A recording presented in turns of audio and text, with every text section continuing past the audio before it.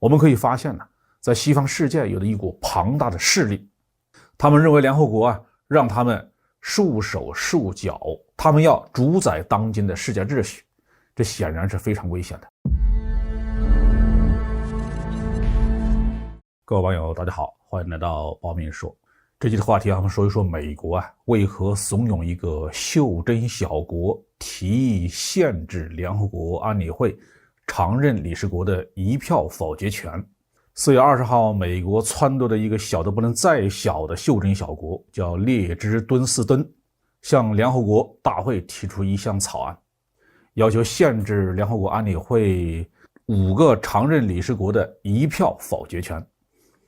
美国驻联合国大使格林菲德紧紧地跟上表态，说我们对俄罗斯在过去20年间滥用其否决特权的模式格外的感到忧心，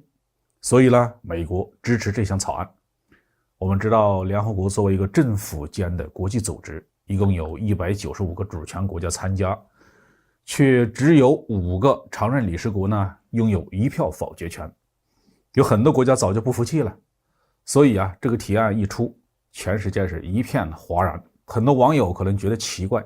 限制俄罗斯的一票否决权的使用，不是同样也限制美国自己的一票否决权吗？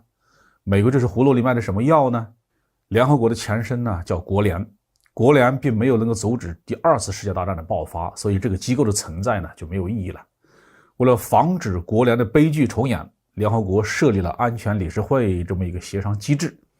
希望尽量的减少战争，至少不能让工业和军事强国之间再打起来。因为人类已经进入到了原子时代了，再打一次的后果远远要比第1次世界大战、第2次世界大战要严重搞不好人类会直接灭亡的。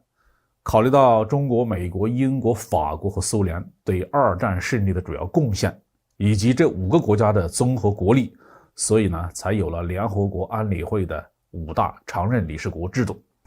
但由于美国的顽固的干涉和长期的抵制，中华人民共和国一直没有能够恢复自己在联合国的席位，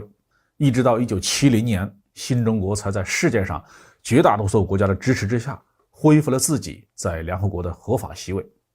常任理事国拥有否决权，也与核武器有直接的关系。拥有核武器就能决定这个世界是不是和平。如果一个常任理事国动用否决权，意味着他对某个提案是无法接受的。如果把这个提案强加于他，那么就很有可能意味着核战争，剥夺一个核大国通过协商解决分歧的机会，那他就有可能选择核战争，后果将是灾难性的。根据统计从联合国建立到现在，苏联、俄罗斯动用否决权是143次，美国是86次，英国是30次，中国和法国各为18次。看起来似乎是苏联、俄罗斯更喜欢使用否决权，但是美国、英国和法国是一伙的，他们在很多时候他们的战略利益本质上是一样的。如果把美英法的否决次数加起来，那也达到了134次，与苏联、俄罗斯的次数基本持平。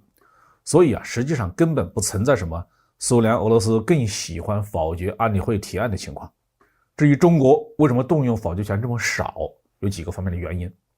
中国恢复联合国席位的时间比较短比较晚，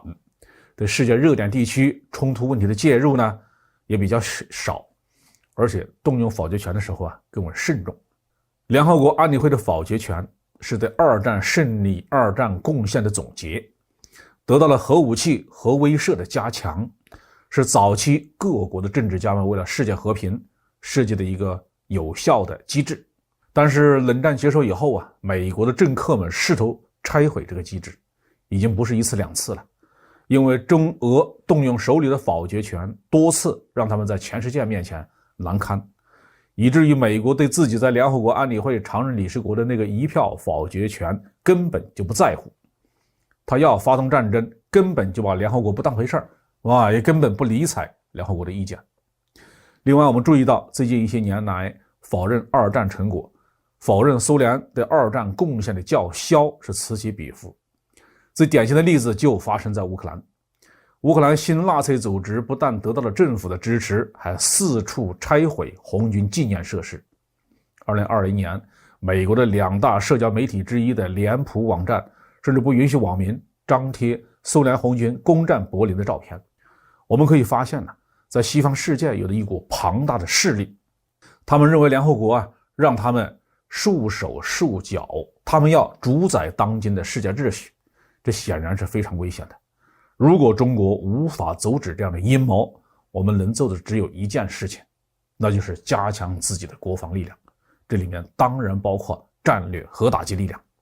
俄罗斯的情况给了我们深刻的启示。好，这节话题就说到这里。